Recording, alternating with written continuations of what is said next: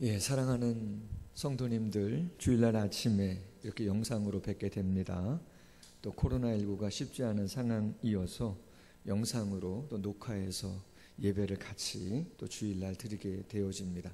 각 가정에서 경건한 마음으로 또 은혜를 사모하는 마음으로 온전히 하나님께 경배할 때에 하나님께서 예비하신 은혜와 은총을 각 가정의 모든 성도님들과 자녀들에게 허락하시기를 주님의 이름으로 소원합니다. 다 같이 묵상기도 드리심으로 주일 낮 예배 하나님께 드리도록 하겠습니다. 다 같이 기도하겠습니다. 아버지,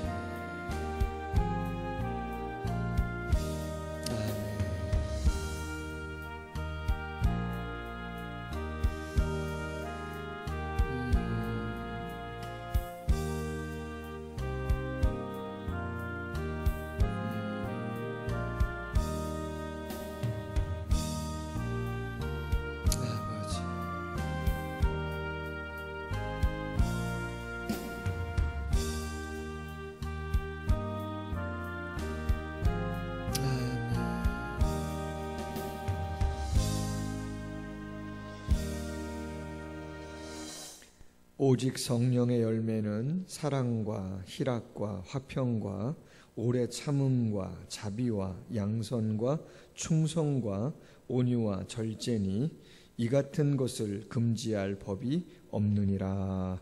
아멘. 찬송가 3장 찬양합니다.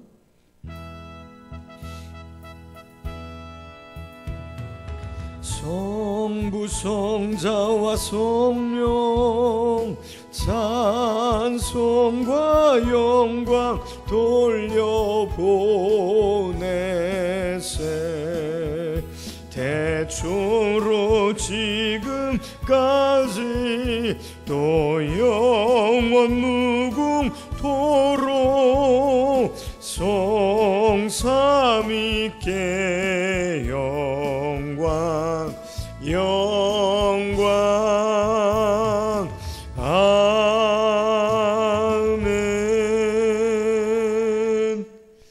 교독문 28번 시편 63편 함께 교독하겠습니다. 교독문 28번입니다. 하나님이여, 주는 나의 하나님이시라. 내가 간절히 주를 찾되 물이 없어 마르고 황폐한 땅에서 내 영혼이 주를 갈망하며 내 육체가 주를 앙모하나이다. 내가 주의 권능과 영광을 보기 위하여 이와 같이 성소에서 주를 바라보았나이다. 주의 인자하심이 생명보다 나음으로 내 입술이 주를 찬양할 것이라.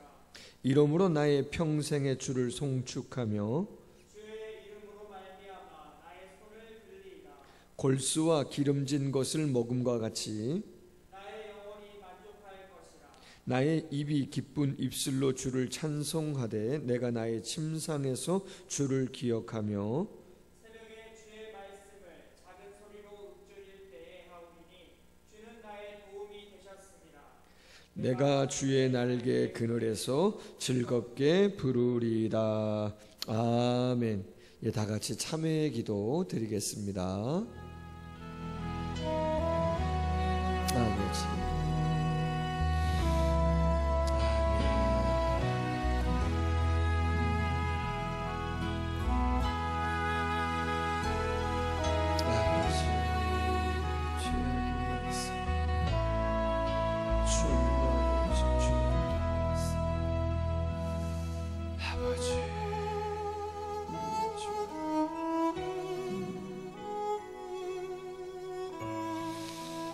아버지,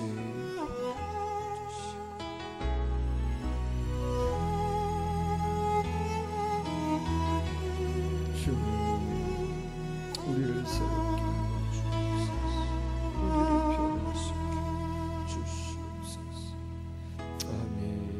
주의 성령께서 함께 주시옵소서.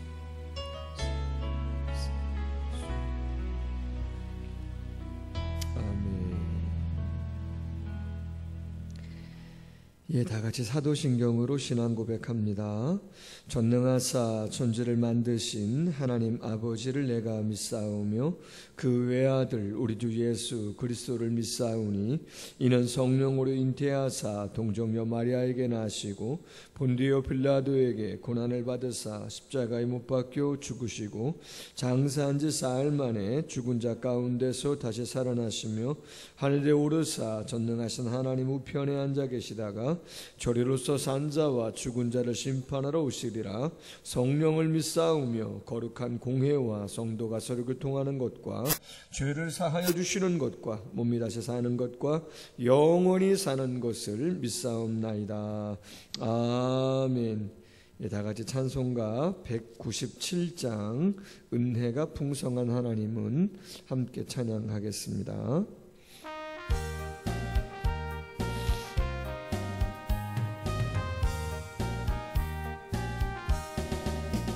은혜가 풍성한 하나님은 믿는 자 한 사람 한 사람 어제도 오늘도 언제든지 변찮고 보호해 주시네. 아멘. 주여 성령의 은사들을 오늘도 내려 주소서. 성령의 뜨거운 불길로서 오늘도 충만케 하소서. 정욕과 죄악에 물든 마음을 성령의 불길로 태우사 정결케 하소서. 태우소서. 깨끗게 하여 주옵소서. 주여 성령의 은사들을 오늘도 내려 주소서. 성령의 뜨거운 불길로서 오늘도 충만케 하소서. 희생의 제물로 돌아가신 어린 양 우리 주 예수여 구속의 은혜를 내리주사 오늘도 구원해 주소서. 아멘. 주여 성령의 은사들을 오늘도 내려 주소서. 성령의 뜨거운 불길로서 오늘도 충만케 하소서. 주님의 깊으신 은혜만을 세상에 널리 전하리니 하늘의 능력과 권세로서 오늘도 입혀주옵소서. 아멘. 주여 성령의 은사들을 오늘도 내려 주소서. 성령의 뜨거운 불길로서 오늘도 충만케 하소서. 아멘. 예, 고준석 강도사님 기도해 주시겠습니다.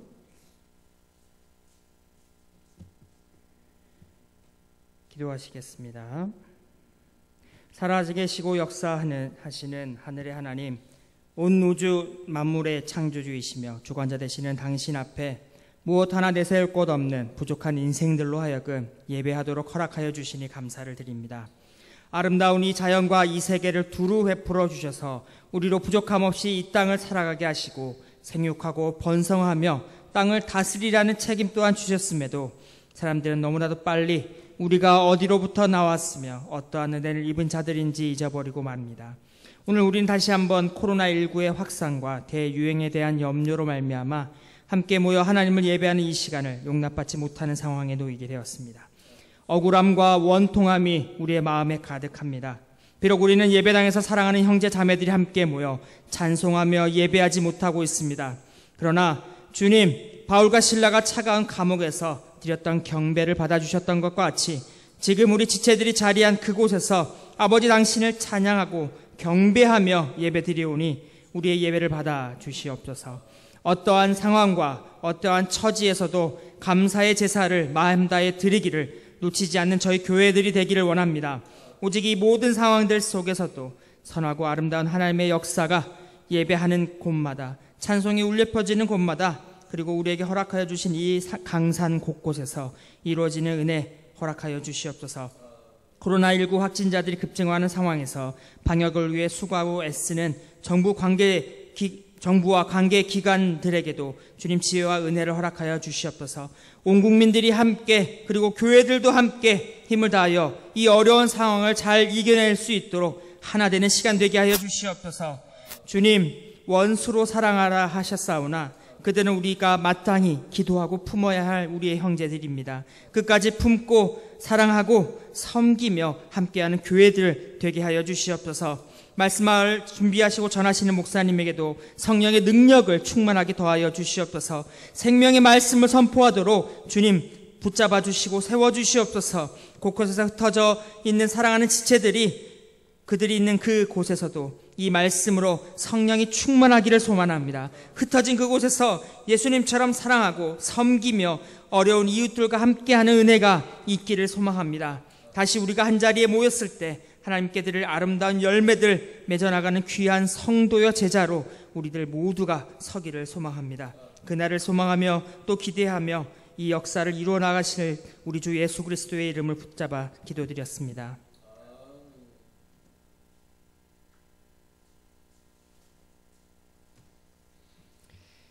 하나님의 말씀은 신약성경 사도행전 3장 1절부터 10절 말씀까지 제가 한번 봉독하겠습니다. 신약성경 190면 정도, 사도행전 3장 1절부터 10절입니다.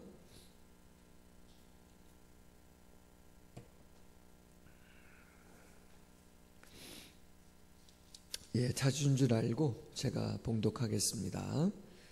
제9시 기도 시간에 베드로와 요한이 성전에 올라갈새 나면서 못 걷게 된 이를 사람들이 메고 오니 이는 성전에 들어가는 사람들에게 구걸하기 위하여 날마다 미문이라는 성전문에 두는 자라.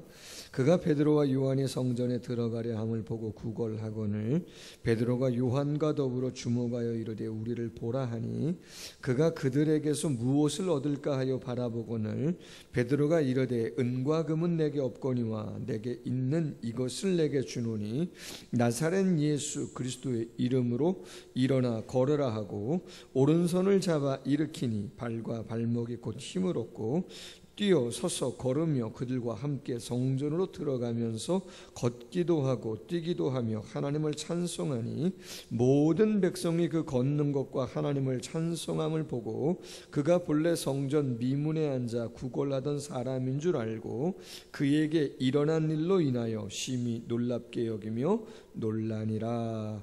아멘. 예수가 나의 주인이시다. 예나주 9번째 시간입니다. 성령 충만 이후 무슨 일이? 라고 하는 제목으로 말씀을 같이 한번 나누겠습니다. 그 조정민 목사님이 쓴 왜 분노하는가 라고 하는 책에 소개된 내용입니다. 아르헨티나 또 칠레 그 국경 사이에 위치한 해발 3832m에 해당하는 우스파야타 고개에는 예수님의 동상이 하나 서 있다고 합니다. 안데스의 예수님 상이라고 불리는 청동상인데 아르헨티나와 칠레 국경에 분쟁이 있을 때 그리고 평화롭게 타결된 것을 기념하여 1904년에 제작되었다고 합니다. 지형과 여러 가지 조건을 따지다 보니까 동상이 자연스럽게 아르헨티나 쪽을 바라보게 되었다고 합니다. 그러자 칠레 사람들 사이에서 이렇게 말이 나옵니다. 아니 왜 우리에게 등을 돌리고 있어? 저들에게만 예수님이 축복이 임하라고 하는 것인가? 불만의 목소리가 새어나오게 되었습니다. 칠레 사람들의 원성이 커지자 양국 간의 화해의 분위기도 차츰 금이 가기 시작을 했습니다. 그때 어느 신문사의 편집국장이 사설을 썼는데 다행히 그 글로 인해서 이 소동이 일순간 잠재워졌다라고 합니다. 그는 예수님의 상이 칠레를 등지고 아르헨티나를 향하여 축복하고 있게끔 그렇게 설치된 이유가 무엇일까? 이렇게 풀이를 했어요. 예수님이 아르헨티나 쪽을 향하고 있는 것은 그 나라가 아직 더 많이 돌봐줘야 할 곳이기 때문이다, 그런 것이죠. 여러분, 진정한 리더, 지도자가 누군가? 들끓는 불만의 목소리와 원성과 적개심을 잠재운 사람이 누군가라고 하는 것이죠. 저는 말씀을 준비하면서 성령에 대한 이야기를 나누면서 그리스도인은 어떤 사람인가, 성령의 충만함을 입는다면 그 사람은 삶 속에서 어떠한 영향력을 끼치며 살아가게 되는가라고 하는 것을 묵상하게 되는 것이죠. 여러분, 요즘 코로나 전국 가운데 정말 힘겨운 것은 코로나19 그 자체 너무나 어렵죠. 그러나 또 다른 사회적인 갈등과 그로 인한 대립과 분열과 분노의 모습들을 지켜보면 그것 또한 쉽지 않습니다. 과연 이러한 어려움이 어떻게 해결될 수 있는가? 그렇죠. 무너진 터를 세우고자 성령의 충만함을 입는 우리 모두를 통해서 그러한 역사는 일어나야 되는 줄로 믿습니다.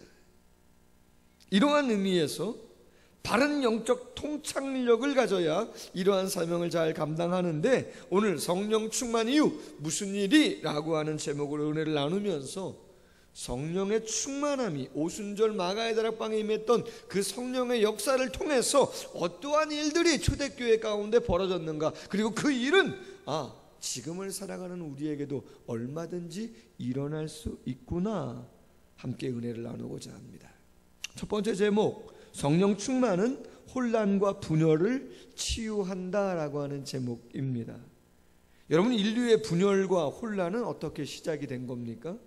성경을 거슬러 올라가면 아담이 타락한 이후 노아의 홍수가 있었고 노아의 후손은 다시 번성했어요. 그러나 창세기 11장 바벨탑 사건으로 인해서 죄악은 다시 극에 달하게 되었고 인류는 바벨탑의 교만한 타락으로 인해서 혼란과 분열과 흩어짐을 경험하게 되었습니다. 여러분, 바벨탑 사건의 핵심 죄악이 무엇입니까? 그렇죠. 언제나 죄의 뿌리는 아담의 죄와 같은 것이죠. 주인이 하나님임에도 불구하고 교만한 인간이 주인 되려고 탑을 하늘까지 높게 쌓은 것이에요.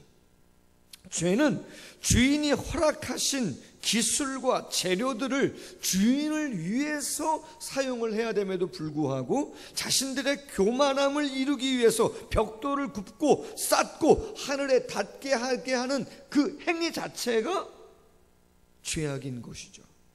하나님의 뜻은 인간을 통해서 생육하고 번성하여 땅에 충만하여 땅을 다스려가는 하나님의 대리 통치자의 역할을 감당하게끔 하나님은 모든 곳에 보내기를 원하셨는데, 바벨탑을 쌓는 인류의 죄는 뭐예요? 그렇죠. 흩어짐을 면하자 한 곳에 모여 탑을 쌓자는 거예요.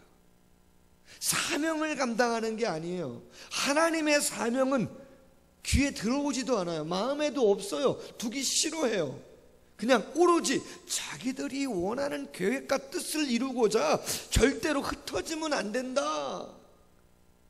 그것이 죄악인 것이죠. 하나님은 더 이상 그것을 보실 수 없어 내려오셨죠. 징계합니다. 언어를 혼잡게 합니다. 흩어버리시는 것이죠.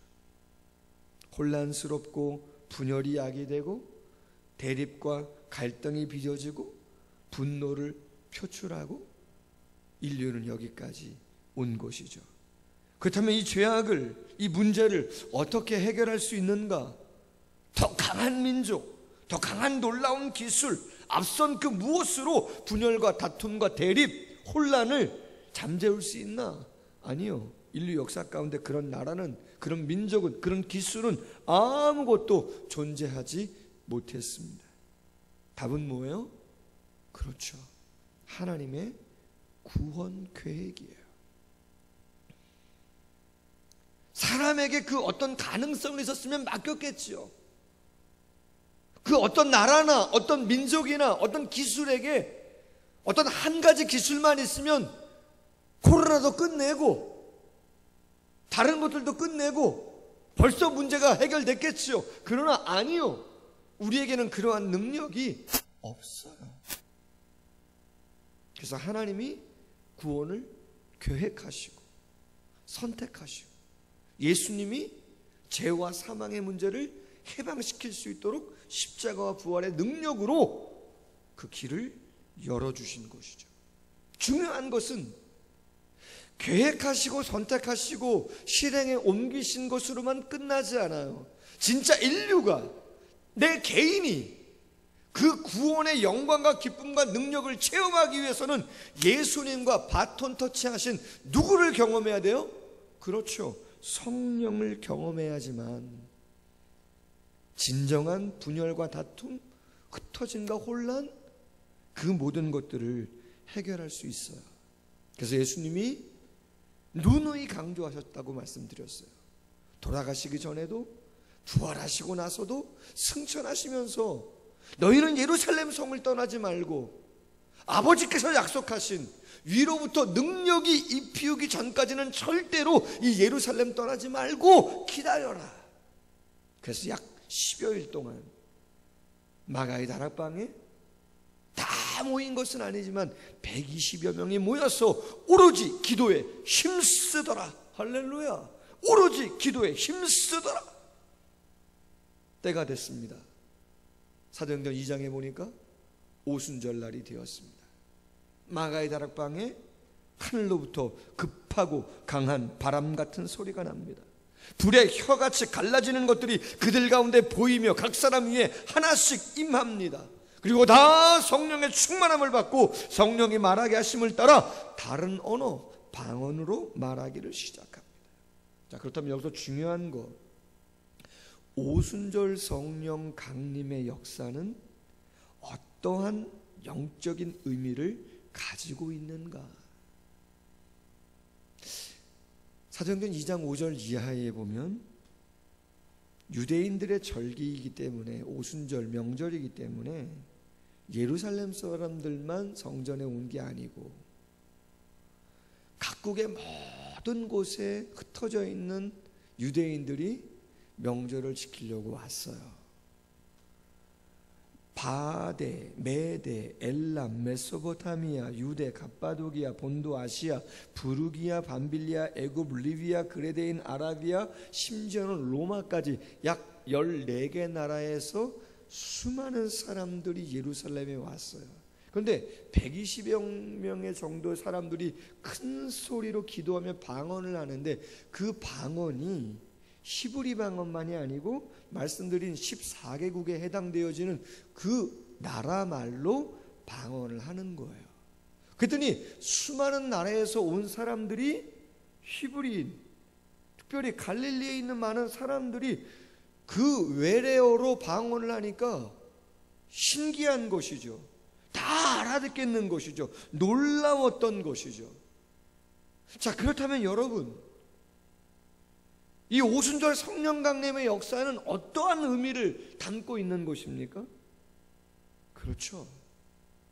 서두에 말씀드린 창세기 11장 바벨탑 사건을 통해서 인간의 교만함으로 언어가 혼잡되어지고 더 이상 함께 있을 수 없고 흩어지고, 그러므로 말미암아 대립하고 반목하고 질투하고 분노하고 다투고 싸우는 이 인류의 어쩔 수 없는 죄의 본성과 그 한계와 약함이 과연 무엇으로 회복될 수 있는가를 보여주는 거예요. 그건 다른 것이 아니고 오직 모두가 다 성령 세례, 성령의 충만함을 입어야 한다는 것을 보여주고 있는 것인 줄로 믿습니다. 다른 것이 아니에요. 여러분, 다른 사람의 생각을 내가 조금 더 할 수 있다. 아까 그 칠레의 한 신문사의 편집 국장의 그 마인드를 과연 내가 어떻게 가질 수가 있겠는가? 여러분, 쉽지 않아요. 누가복음 11장 13절, 너희가 악할지라도 좋은 것으로 자식에게 줄 알거든 너희 하늘 아버지께서 구하는 자에게 성령을 주시지 않겠느냐. 여러분, 성령이 왜 답입니까? 왜 분노와 분쟁과 갈등과 그 흩어짐과 혼란, 그 모든 것들을 온전히 회복할 수 있는 답이라고 이야기할 수 있는 것입니까? 그렇죠. 성령이 충만한 사람, 성령 세례를 받은 사람은 성령의 열매가 마음에서부터 내주하시는 성령을 통해서 경험되게 되어 있다는 것이에요. 그럼 그 성령의 열매가 뭡니까? 우린 너무나 잘 알고 있어요. 갈라디아서 5장 22절 이하, 성령의 열매는 오직 사랑과 희락과 화평과 오래 참음과 자비와 양성과 충성과 온유와 절제다, 이렇게 되어 있어요. 권력으로 사랑을 살 수 있나? 아닙니다. 권력으로 사랑을 살 수 없어요. 돈으로 사랑을 살 수 있어요? 돈으로 사랑을 살 수 없어요. 오직 성령의 충만한 자만이 하나님의 사랑을 알고 예수님의 사랑을 알고 내 이웃을 정말 내 몸처럼 사랑하라라고 하는 것이 어떠한 영적인 의미를 갖고 있는 것인가 라고 하는 통찰력을 가지고 거룩한 마음의 중심을 가지고 내가 노력하며 내 힘과 의지와 노력으로 안 되기에 성령의 도와주시는 능력을 힘입어서야 그제서야 조금씩 더, 그렇죠, 이웃을 사랑해 갈 수 있는 것이에요. 내 남편, 내 아내, 내 자녀, 성도님들, 불신자들, 그렇죠. R.A. 토레이 목사님은 이런 말을 합니다. 나는 아침에 일어나자마자 성령 충만을 위해서 기도한다. 왜냐? 성령 충만하지 않고는 오늘 하루 나는 너무나 쉽게 흔들릴 수 있는 사람이기 때문이다. 사회가 혼돈한데, 갈등 구조인데, 반목하고 대립한데, 이거 아니면 이것이라고 이야기 편가르기 하고 있는데 중심 잡기가 어려워요. 바울도 고백합니다. 로마서 7장 24절, 오호라 나는 곤고한 사람이로다. 이 사망의 몸에서 누가 나를 건져내랴. 예수님을 통해서, 성령님을 통해서 죄사함, 구원을 받았음에도 불구하고 내 안에 성령의 법과 사망의 법 두 가지가 싸우는데, 내가 성령의 법을 원함에도 불구하고 내가 하나님이 원하시는 법이 아닌 사망의 법을 쫓아가는, 육신의 법을 쫓아가는 연약함이 자기 안에 있음을 발견한 것이에요. 그래서 바울의 고백이 뭐예요? 나는 날마다 죽는다는 것이죠. 그러면서 그가 뭐라고 고백합니까? 로마서 8장 2절, 이는 그리스도 예수 안에 있는 생명의 성령의 법이, 생명의 성령의 능력이 죄와 사망의 법에서, 죄와 사망의 능력에서 너를 해방 자유하였다. 할렐루야. 죄와 사망의 능력을 이길 수 있는 것은 내 개인의 감정과 의지와 그 무엇이 아니라 오직 성령을 의지하고 충만할 때. 여러분, 성령 충만을 다른 것으로 오해하지 마세요. 가장 중요한 성령 충만의 의미는 뭐예요? 그렇죠, 성령의 다스림, 성령의 통치, 성령에게 즐거이 순종할 줄 아는 거예요. 그렇다면 혼란, 다툼, 분열 자연적으로 회복되고 치유될 수 있죠. 오순절 마가다락방에 성령이 임하셔서 수많은 사람들이 알아들을 수 있는 언어로 방언을 한 것의 가장 핵심적인 영적인 의미는 그렇죠, 오직 복음 안에서, 예수 그리스도 안에서, 하나님 안에서 온 인류가 하나 될 수 있음을 보여주는 역사적인 사건이다. 두 번째, 성령 충만한 자는 하나님과 더욱 친밀해집니다 라고 하는 제목이에요. 여러분, 성령의 충만함은 성령의 열매로 말씀을 드렸던 것처럼 어떤 한 가지만 해결하는 것이 아니고 삶의 전반에 걸쳐서 많은 영향력을 주게 되어집니다. 여러분 혹시 정미소에 가봤나요? 방앗간 같은데. 저도 아주 어렸을 때 시골에 개울 건너 저 은박지 동네라고 하는 곳에 정미소, 방앗간 같은 게 있었어요. 아주 컸어요. 거길 딱 들어가면은 말이죠, 큰 기계들이 있어요. 여러 대가 있어요. 그런데 말이에요, 그 많은 기계들을 돌리는 원동기라고 하는 곳, 나중에 알았지만 그 벨트, 원동기라고 하는 게 있는데 벨트로 연결이 됐어요. 그 큰 원동기 벨트를 감겨 있는 거, 그걸 딱 돌리게 되면요, 연결되어 있는 많은 기계들도 같이 작동을 하는 거예요. 쉽게 말하면 쌀 빻는 기계, 뭐 떡 만드는 기계, 고추 빻는 거, 못 빻는 거 다 있는데 큰 원동기 하나야 벨트가 연결된 걸 딱 돌리면 다 연결돼서 딱딱딱딱딱딱딱 다 돌아간다, 그런 이야기인 것이죠. 여러분, 우리가 성령이 충만하면요, 그 충만함은 가정의 일에만 영향을 끼치는 게 아니고 사회, 직장, 관계, 교회, 경제, 뭐 모든 것에 미쳐지는 것인 거죠. 이런 말씀을 왜 드리냐? 그것을 깨닫는다면요, 성령의 충만함을 더욱더 사모하게 되어 있다는 거예요. 더욱더 깊이 성령과 친근한 관계를 맺으려고 애를 많이 쓰게 되는 것이에요. 여러분, 성령을 경험한 베드로와 요한이 어떠한 삶의 변화를 보여줍니까? 그렇죠.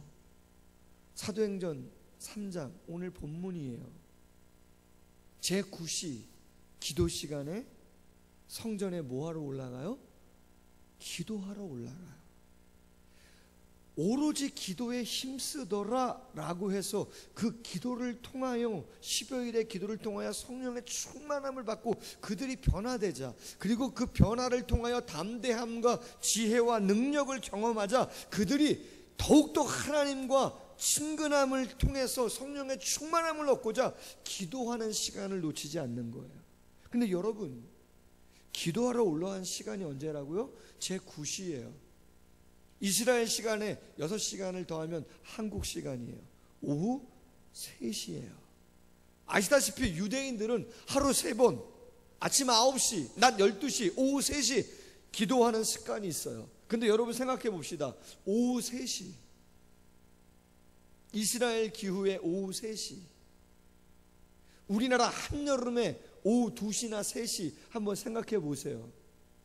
지열이 올려오는 때예요. 얼마나 뜨거운 시간입니까? 그런데 성전에 가서 기도하려고 가고 있다? 쉬운 일이 아니죠. 여러분, 뭐라고 말씀드렸어요? 기도는 노동이에요. 기도는 힘든 거예요.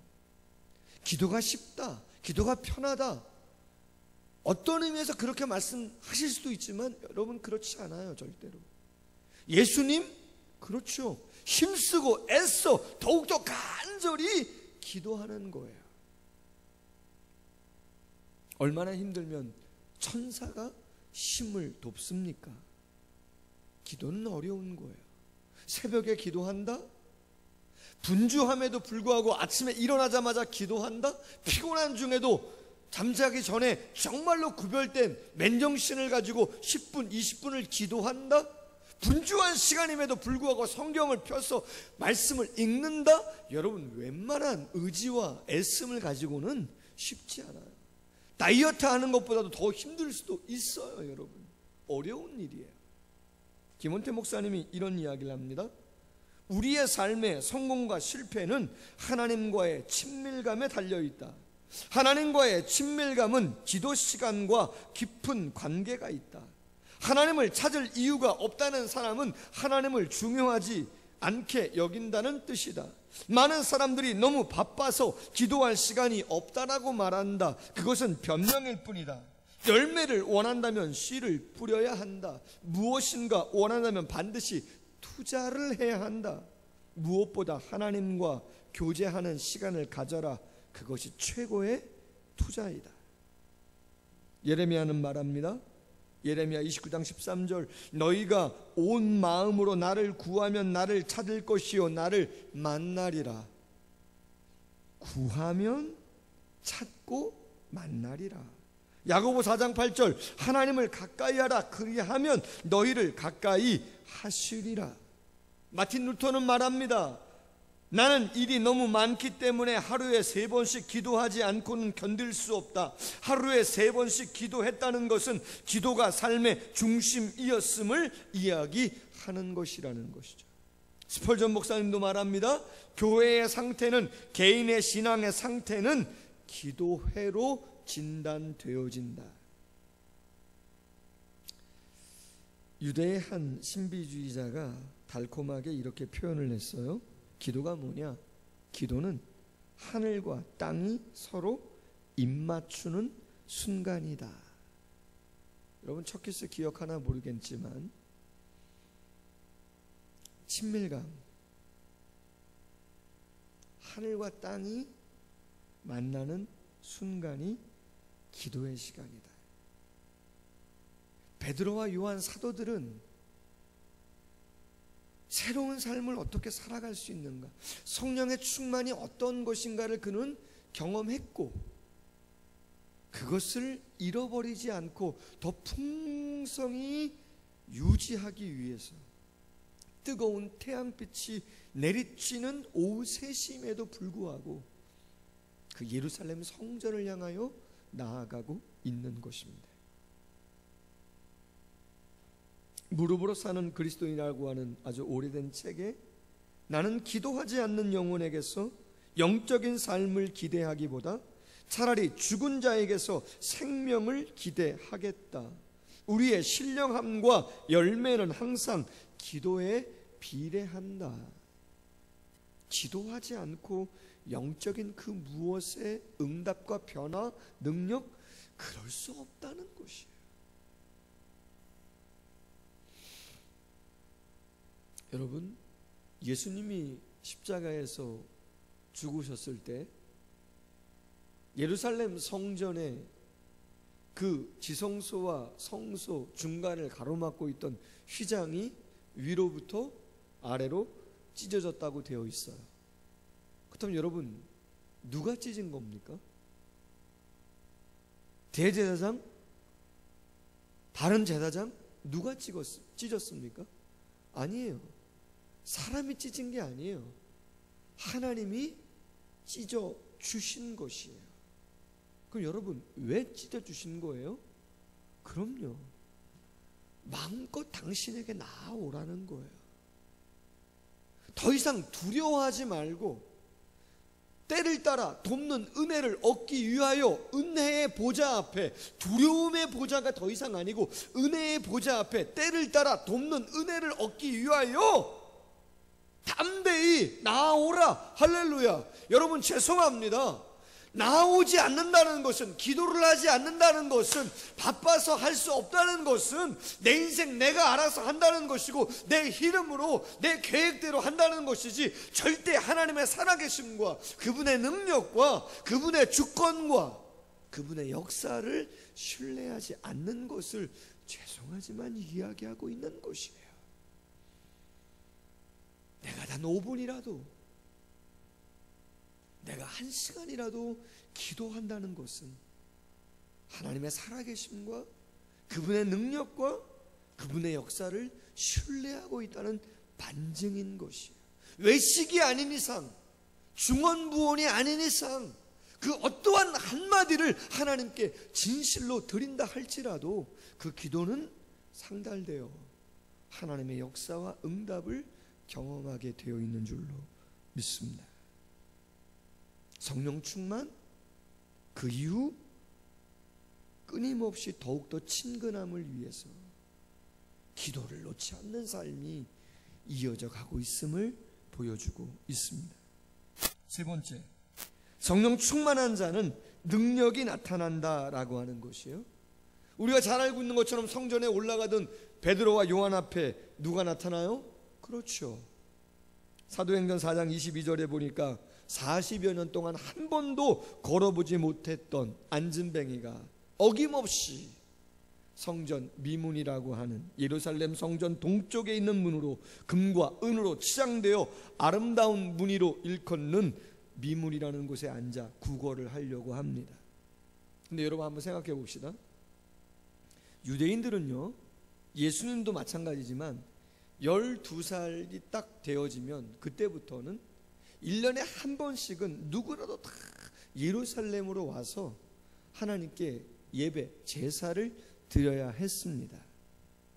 그렇다면 40년 동안 한 번도 걸어보지 못했던 이 안진뱅이는 베드로와 요한이 성전에 올라가면서 처음 봤을까요? 아니면 작년에도 보고 재작년에도 보고 몇 년 동안 본 사람일까요?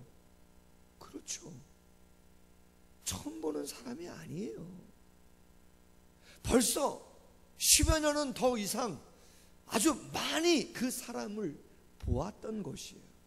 많은 사람은 다 그 사람이 누군지 알고 있는 거예요. 베드로와 요한도 알고 있어요. 그런데 여러분, 중요한 게 뭐예요? 성령 충만을 받고 그를 본 것과 그렇지 않고 그를 본 것은 차이가 나는 거예요. 성령에 충만하지 않았을 땐 뭐예요? 아유, 그냥 동전 하나 던져줘야 되겠다. 아이고, 불쌍하고 안타깝네. 아유, 왜 여기 와서 있어? 아유, 안 됐네. 수많은 생각과 감정 속에서 그냥 지나치게 되어지는 것이죠. 그런데 성령이 충만함을 입고 나니까 그 사람이 작년에도 보고 재작년에도 봤던 사람인데 달리 보이죠. 반응이 달라지죠. 이웃이 보여져요. 평범함을 넘어 비범함과 담대함을 가지게 되고 우연한 만남이 아니라 특별한 영적인 의미로 그 만남을 여기게 되어지는 것이죠. 내게 있는 것만 생각하는 것이 아니라 내게 없지만 예수님이 하실 수 있는, 성령이 하실 수 있는 것이 무엇일까 생각하게 되어지는 것이죠. 그래서 베드로가 뭐라고 고백합니까? 사도행전 3장 6절, 은과 금은 내게 없거니와 내게 있는 것 내게 주노니 나사렛 예수 그리스도의 이름으로 일어나 걸어라, 이렇게 이야기하죠. 근데 여러분, 저는 말씀을 묵상하면서 생각했어요. 은과 금은 내게 없다 그랬어요. 진짜 없나? 그렇죠. 베드로는 그렇게 부자가 아니죠. 그러나 여러분, 그 전장 사도행전 2장 44절을 보면 이렇게 돼 있어요. 믿는 사람이 다 함께 있어 모든 물건을 서로 통용하고 또 재산과 소유를 팔아 각 사람의 필요를 따라 나눠주며. 사도행전 4장 34절은 이렇게 말합니다. 그 중에 가난한 사람이 없으니 이는 밭과 집 있는 자들이 팔아 그 판 것의 값을 가져다가 사도들의 발 앞에 두매 그들이 각 사람의 필요를 따라 나누어 줌이라. 아멘. 베드로 개인의 금과 은은 없을지라도 성령이 충만한 많은 사람들이 힘들어하고 어려운 사람들을 돕고자 집을 팔고 밭을 팔아 사도들에게 갖다 준 재정은 충분히 있을 수 있습니다. 시킬 수 있죠. 갖다 주라고. 2시간 후에 주겠다고. 내일 이맘때에 다시 만나면 그때 당신 살 거 내가 책임져 주겠다고. 그 무엇을. 그러나 여러분, 성령을 경험한 베드로는 그 사람에게 있어서 가장 중요한 것이 무엇인가를 알고 있기 때문에 은과 금을 주겠다고 이야기하지 않아요. 나사렛 예수 그리스도의 이름으로 일어나 걸으라고 이야기해요. 그 사람에게 가장 필요한 것, 정말로 중요한 것, 정말 새로운 삶을 살아갈 수 있는 비결이 무엇인지를 너무나 잘 알고 있기에. 왜? 본인이 그랬잖아요. 베드로가 그랬고 요한이 그랬고 야고보가 그랬고 제자들이 그랬잖아요. 갈릴리의 어부로 살았어요. 내공로 취급받으면서 살았어요. 혈기 부리며 살았어요. 그런데 성령 충만하고 나니까 격이 다른 삶을 살아요. 놀라운 삶을 살아요. 그도 그럴 수 있다고 믿게 된 것이죠. 아, 그렇구나. 하나님의 능력이 임하면, 성령의 능력이 임하면 얼마든지 새롭게 살 수 있지. 예수를 선포합니다. 3장 7절 이하, 오른손을 잡아 일으키니 발과 발목이 곧 힘을 얻고 뛰어 서서 걸으며 그들과 함께 어디로 들어가요? 성전에 들어갑니다. 걷기도 하고 뛰기도 하며 하나님을 찬송한다. 할렐루야. 삶이 바뀌어요. 삶이 바뀌어요. 사람은 사람을 바꿀 수 없어요. 그래서 우리가 기도하는 거예요. 그래서 복음을 전하는 거예요. 그리고 기도를 요청하는 거예요. 권면하는 거예요. 예배를 권면하는 거예요. 말씀을 권면하는 거예요. 은혜를 이야기하는 거예요. 그래서 성장반도 하고 제자반도 하고 사역반도 하고, 그들이 받아들이든 안 받아들이든 정성껏 할 수 있는 한 최선을 다하는 거예요. 왜요? 정말로 예수를 인격으로 만나면, 그분의 살아갔음을 경험하면 역시 삶은 바뀌게 되어 있어요. 제대로 만난다면 바뀌게 되어 있어요. 여러분, 정 안 되면 금식이라도 한번 해보세요. 자녀 문제든 재정 문제든 건강 문제든 관계든 그 무엇이든 금식이라도 한번 해보면 삶은 달라져요. 정말입니다. 할렐루야. 저도 금식을 한다고 해봤는데, 여러분 하루만, 세 끼만 금식 한번 해보세요. 물만 드시고 한번. 정말 홀리해집니다. 홀리. 정말 거룩해지는 거예요. 그리고 기도 한번 해보세요. 정말 중요한 게 무엇인지, 정말 놀라운 능력이 어디서 오는 것들인지 전심으로 기도하면 우리의 감정과 경험과 정서와 상황 속에서는 생각할 수 없는, 경험할 수 없는 아름다운 것들이 주어집니다. 어떻게요? 성령의 충만함을 경험하고 나니까 매일 보던 사람인데도, 매일 똑같은 일임에도, 내가 안 된다고 생각했던 일들도, 상황은 바뀌지 않았음에도 나는 벌써 바뀌어 있는 것이죠. 할렐루야. 성령 충만? 그렇죠. 그 이후에 무슨 일이? 그렇죠. 놀라운 능력의 변화가 나타나게 되어지는 것이죠. 마지막 네 번째, 성령 충만하면 기쁨이 넘칩니다. 결국 한 번도 걸어보지 못했던 안진뱅이를 걷게 했습니다. 안타깝게도 이 일이 소문이 퍼졌습니다. 사내들인 공예 종교 지도자들이 예수의 부활을 증거하는 걸 싫어하는 그들이 제자들을 잡아 죽이려고 했는데 마침 이때다! 그들을 잡아들였습니다. 사도행전 4장 18절에 보니까 그들을 불러 경고하여 도무지 예수의 이름으로 말하지도 말고 가르치지도 말라 하니, 그때 베드로와 요한이 말합니다. 사도행전 5장 29절, 너희의 말을 듣는 것보다 하나님 말씀에 순종하는 것이 마땅하다. 논쟁이 벌어지죠. 가말리엘이라고 하는 존경받는 어르신이 놔줘라. 과거에 그런 적이 몇 번 있었다. 하나님이 세우셨으면 무너뜨릴 수가 없고, 이단이면 알아서 와야 될 거니까 그냥 풀어줘라. 사도행전 5장 40절에 보니까 그들이 옳게 여겨 사도들을 불러들여 채찍질하며 예수의 이름으로 말하는 것을 금하고 놓으니, 그렇게 말했어요. 여러분, 채찍질하고 놓았다는 거예요. 그럼 여기서 말하는 채찍질은 뭡니까? 당시 유대인은 40의 함나 가만매 39대를 때리는 채찍질이 있어요. 그게 뭐예요? 이단들, 그들을 정죄할 때 때리는 것이죠. 어떻게 때려요? 그렇죠. 위통을 벗기고 기둥에 사람을 묶어놔요. 그리고 그 등을 날카로운 뼈가 박혀있는, 쇠가, 납이 박혀있는 그 채찍으로 치는 곳이죠. 살아남기가 쉽지 않은 거예요, 솔직히는.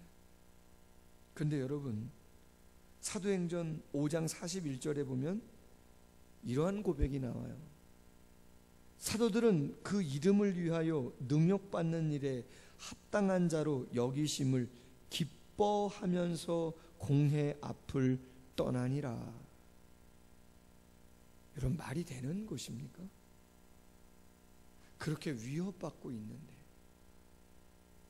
그렇게 육체적으로 고통스러워 죽기 지경에까지 다다랐는데 능욕받고 고통받는 것을 당연하고 기뻐하다가 그렇게 이야기하고 있어요. 베드로 사도는 베드로전서 4장 12절 이하에서 말합니다. 사랑하는 자들아, 너희를 연단하려고 오는 불시험을 이상한 일 당하는 것 같이 이상히 여기지 말고 오히려 너희가 그리스도의 고난에 참여하는 것으로 즐거워하라. 이는 그의 영광을 나타내실 때에 너희로 즐거워하고 기뻐하게 하려 함이라. 예수님은 요한복음 7장 38절에서 말합니다. 나를 믿는 자는 성경의 이름과 같이 그 배에서 생수의 강이 흘러나오리라. 아멘. 물론 여러분, 지칠 때 있어요. 힘들 때 있는 곳이에요. 제가 누누이 말씀드리잖아요. 여러분이 정말 주의 일을 위하여 헌신하고 최선을 다하고 애썼는데 너무나 힘들고 지친다. 그럼 여러분, 쉼이 필요할 수 있어요. 쉼이 필요할 수 있어요.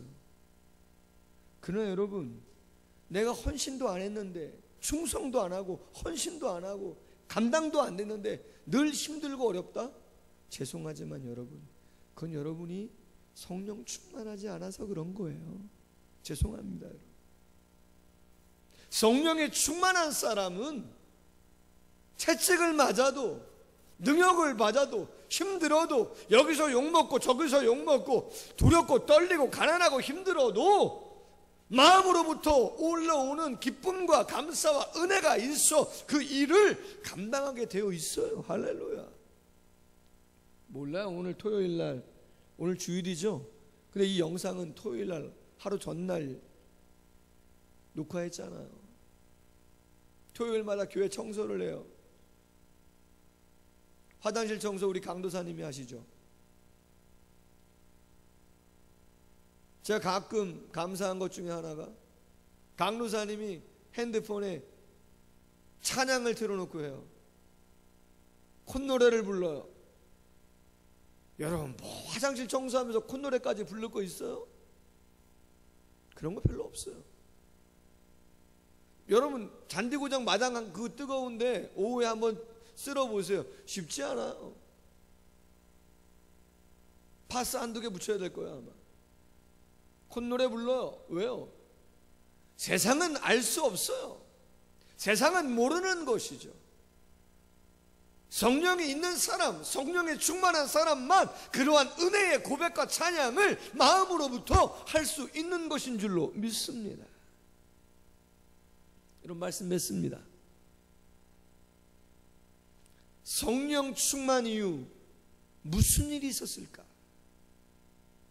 오순절 성령의 강림은 어떠한 역사적인 영적인 의미를 가지고 있는 것인가? 그렇죠. 바벨탑으로 깨어진, 혼란스럽고 흩어진, 대립과 반목으로 갈등 관계에 있는 이 인류가 어떻게 하나 되어질 수 있는가, 회복될 수 있는가를 보여주는 것이 오직 성령 충만이에요. 할렐루야. 오직 성령 충만해야 하나가 되어지는 것이에요. 성령 충만을 경험한 사람은 더 깊은 교감을 위해서, 더 깊은 친밀함을 위해서 그 기도의 자리를 놓지 않고자 그 뜨거운 태양볕에서도 성전을 향하여 나아가는 거예요. 기도를 잃어버리지 않는 것이에요. 할렐루야. 여러분, 무슨 일이 있어도 같이 기도합시다. 기도는 힘들어요. 자연스럽게 절대 절대 되지 않아요. 얼마나 유혹이 많은지 몰라요. 그래도 여러분 결단하고 정한다면 뭐 하시라고요? 금식하셔라. 아예 금식하셔라. 그리고 경건의 시간을 가져보셔라. 그러면 예전에 보이던, 예전에 느껴졌던 달라 보여져요. 성전 미문에 앉아 굴고라를 그 사람 봤던 사람이에요. 성령 충만했을 때하고 그렇지 않을 때하고 달라져요. 그에게 가장 중요한 본질적인 것이 무엇인지 확신이 들게 되어지고 담대하게 능력 있게 선포할 수 있어요. 그리고 어떤 상황 속에서라도 기뻐할 수 있어요. 기도하고 능력받고 기뻐하고 복음을 증거하니까 당연히 예수 그리스도를 믿는 자들이 많아지게 되는 것이죠. 우리 모두 이와 같은 거룩한 길을 걸어가기를 주님의 이름으로 소원합니다. 기도하겠습니다. 하나님 아버지, 성령 충만 이후 무슨 일이 그 사도들 예루살렘에 있었는가를 살펴보았습니다. 하나님, 예루살렘이 이스라엘의 중심이지만 거기에 과연 소망과 생명과 하나됨과 기쁨과 자유가 있었는가?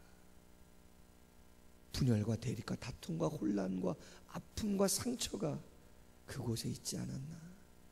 오순절 성령의 강림을 통하여 성령 세례와 충만함을 통하여 그들은 어떻게 회복될 수 있는가를 알게 되었습니다. 그래서 더 기도하고 싶었습니다. 성령 충만하자 모든 것들의 새로운 영적 시각 속에서 성령의 능력으로 변화가 되어질 수 있음을 확신하게 되었습니다. 그리고 주님이 주시는, 성령이 주시는 기쁨을 가지고 그 극한의 상황 속에서도 기쁨과 감사 속에서도 놀라운 역사들을 이루어 갑니다. 혼란한 시대입니다. 영적인 통찰력과 분별력과 진정한 그리스도인됨을 나타내 보여주어야 할 시기입니다. 정말 우리가 당신에게 통치와 지배를 받고 있는 것인지, 시대 속에 휩쓸려 가지 않게 하시고 오직 말씀과 성령의 충만함을 입어 온전한 길을 걸어가는 모두가 될 수 있도록 함께하여 주시옵소서. 예수님의 이름으로 기도하옵나이다. 아멘. 찬송가 187장, 찬송가 비둘기같이 온유한 187장 같이 찬양하겠습니다. 찬양하면서 예물 드리겠습니다.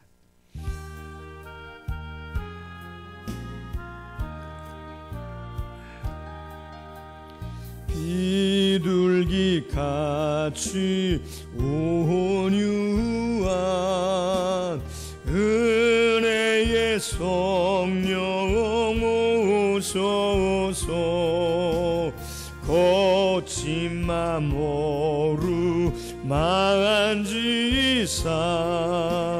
위로와 평화 주소서. 진리의 빛을 비추사 주의 길 바로 걸으며 주님을 옆에 모시고 경건히 살게 하소서. 4절 하겠습니다. 연약한 나를 도우사 하나님 나라 이르러 주님의 품에 안기는 영원한 안식 주소서. 아멘. 다 같이 봉헌송 50장 3절만 우리 함께 찬양하겠습니다. 50장 3절입니다.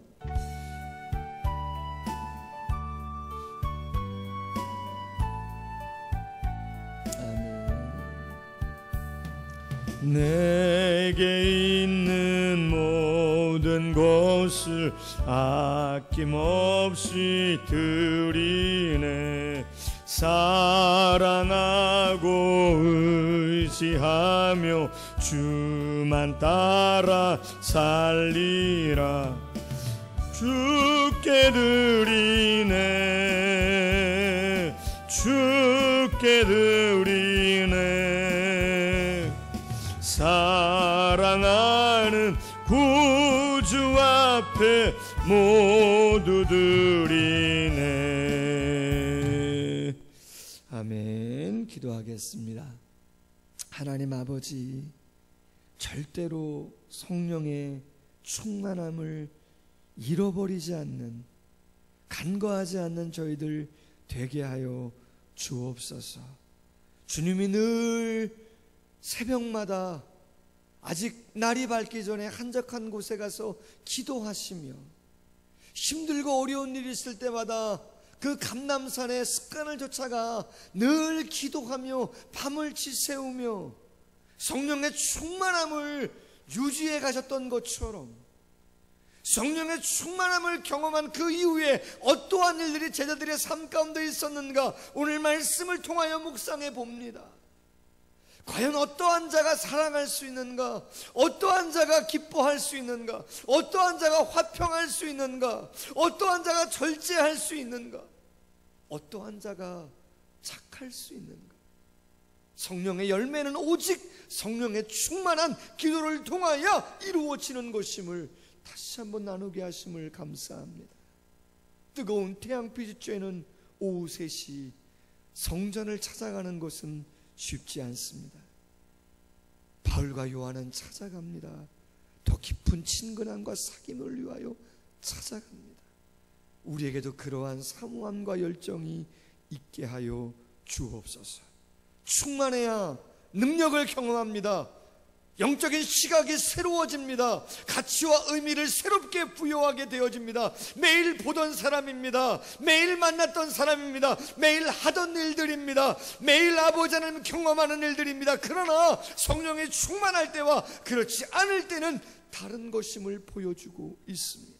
우리에게도 그러한 차이가 느껴질 수 있도록 성령의 충만함을 허락해 주시고, 충만한 자는 기뻐할 수 있고 감사할 수 있고 찬양할 수 있는 줄로 아오니, 어떠한 슬픔과 두려움과 절망도 오직 충만함을 통하여 감당하며 나아가 놀라운 역사를 써가는 우리 모두가 되어지게 하여 주옵소서. 교회가 힘들다 합니다.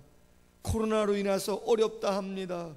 미래를 알지 못한답니다. 맞습니다. 탄식합니다. 걱정합니다. 주여, 그러나 우리의 마음의 내면의 깊은 곳에는 하나님을 향한 열정과 신앙의 고백이 있사오니 흔들리지 아니하고 언제나 바른 길, 당신이 원하는 최선의 길을 향하여 나아가기에 부족함 없도록 함께하여 주옵소서.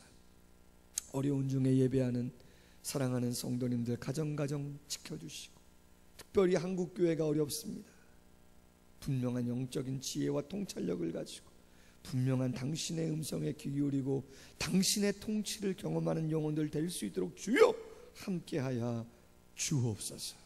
의료진들, 정부 관계자들, 또 이 질병으로 인하여 고통당하는 수많은 영혼들, 자연재해와 수많은 고통의 이유들로 인하여 근심과 걱정 가운데 있는 영혼들, 우리를 통하여 조금이나마 그리스도의 사랑과 은혜가 증거되어지고 그곳에 하나님의 역사가 있어 회복을 경험할 수 있도록 하나님의 성령이 함께하여 주옵소서. 절차에 따라 예물 드려 싸우니 하나님 기뻐 흠양하여 주시고, 하나님의 교회를 세우고 영혼을 살리는 아름다운 예물 되어지게 하시고, 가정마다 직장과 사업장마다 아름다운 복의 복을 채워 주옵소서. 예수님 이름으로 기도하옵나이다. 아멘.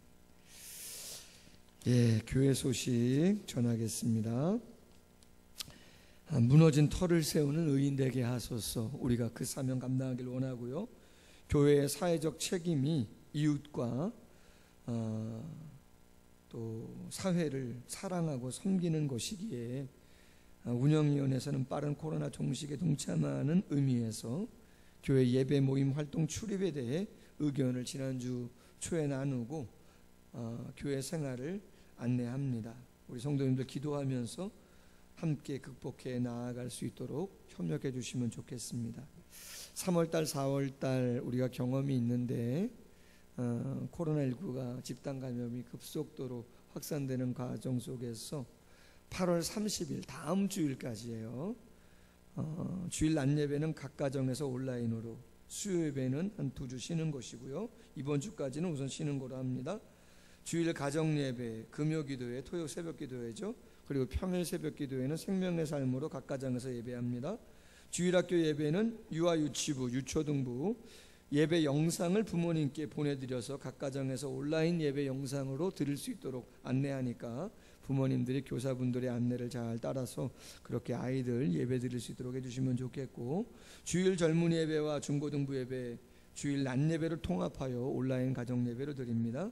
담임 목사는 교회 대표로서 모든 공예배 시간, 새벽 예배, 수요 예배, 또 토요 새벽, 또 주일날 어김없이 교회에 와서 예배하고 기도 드립니다. 모든 교회의 모임과 활동은 연기합니다. 단 사역훈련은 수요 반반, 목요 낮반 각 가정에서 온라인으로 강의할 수 있도록, 교제할 수 있도록 제가 지난 주 중에 이렇게 다 초청해서 온라인으로 동시에 강의하고 나눌 수 있도록 시스템을 제가 성도님들하고 나눴습니다. 그래서 이번 주 수요일 저녁 8시 반, 목요반은 목요일 10시 반 제가 초청하면 다 들어오셔서 온라인 강의를 통해서 사역반을 할 수 있도록 해주시고, 제가 조금 더 다음 주 정도 한 주 더 보고 이게 더 길어진다 그러면은 기간 부서 또 주일 큐티 나눔 이런 것들도 리더들에게 제가 지금 하고 있는 온라인을 통해서 같이 이렇게 대면하고 핸드폰에 10명도 초청할 수 있고요, 20명도 초청할 수 있어요. 그런 시스템이 있어서, 프로그램이 있어서 다운받아가지고 하면 되기 때문에 그렇게 한번 안내해서 하려고 하니까 우리 리더 되시는 분들은 한번 그렇게 생각 좀 하고 계시면 좋을 것 같습니다. 정부의 새로운 발표가 있을 때까지 교회 출입은 좀 통제합니다. 인근에 조금 교회를 그냥 이렇게 자유롭게 다른 담임 목사에게 말하고 오는 것도 아니고 그냥 임의로 들어와서 막 커피 끓여 드시고 막 이런 분들이 지금 계세요.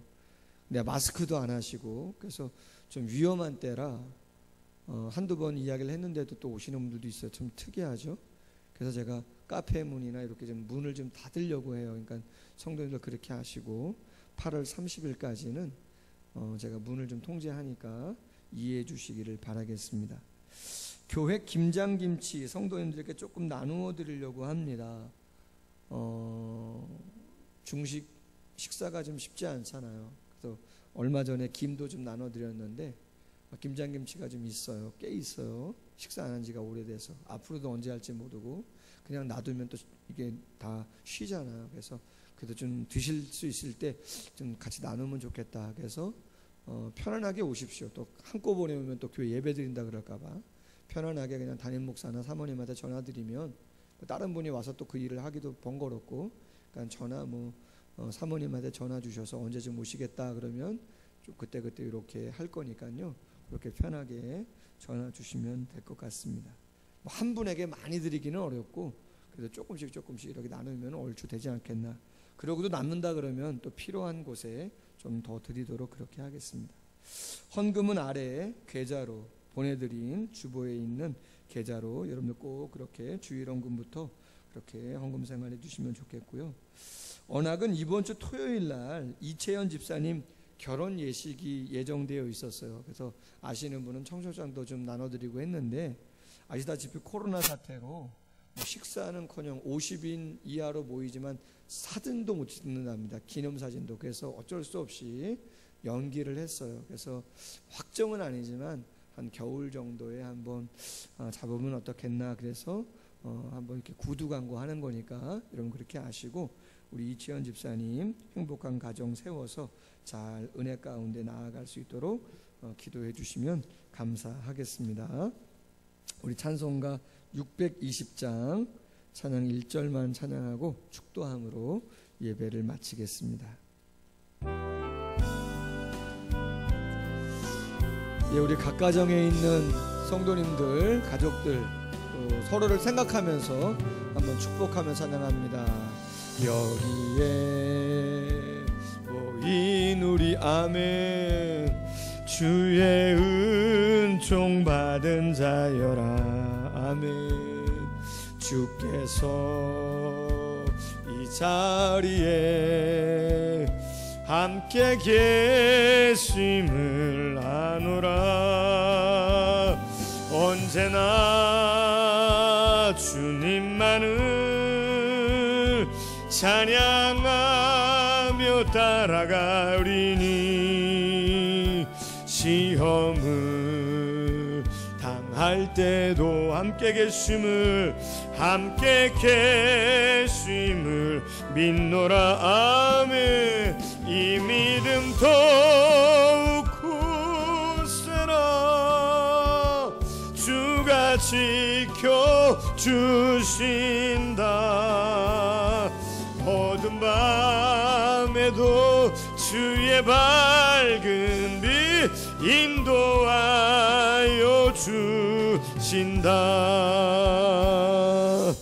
아멘. 기도하겠습니다.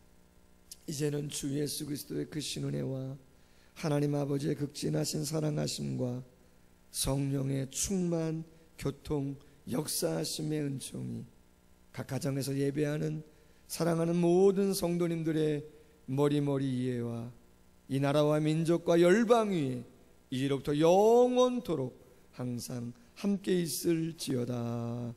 아멘. 아멘.